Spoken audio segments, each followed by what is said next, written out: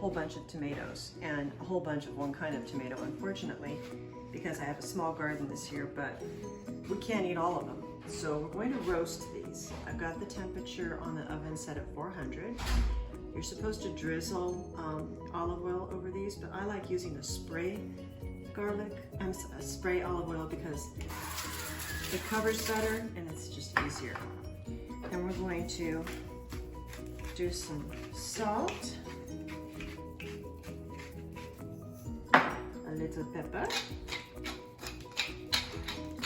freshly ground pepper,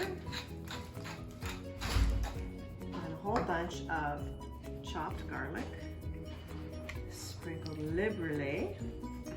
And then we're gonna put this in the oven for 30 to 60 minutes. Kind of depends on the thickness of the tomatoes. You want the liquid to have been all evaporated. That's all of the flavor concentrating into the tomato. And then when they come out, we'll let them cool and then take a spatula, scoop them up and put them in a plastic baggie and set that in the freezer to take out in the dead of winter. And we want to make any kind of pasta dish or maybe even a soup.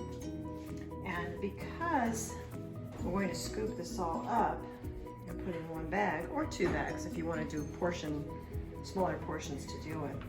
We're not going to worry too much if a piece of garlic is not on a particular tomato. It's just going to roast all there together. Okay, that's looking good. To mention that you really want to use a serrated knife to cut tomatoes because the serrated part of the knife catches the skin and makes for an easy cut on the tomato. I have this special knife that's clearly meant to cut tomatoes. And here's the finished product. You can see that all the juices have evaporated into the fruit of the tomato. We're going to let that cool down. It took about 45 minutes for it to get to this condition. And when it cools down, we're going to scoop it into a plastic bag and put it in the freezer. Yum, yum.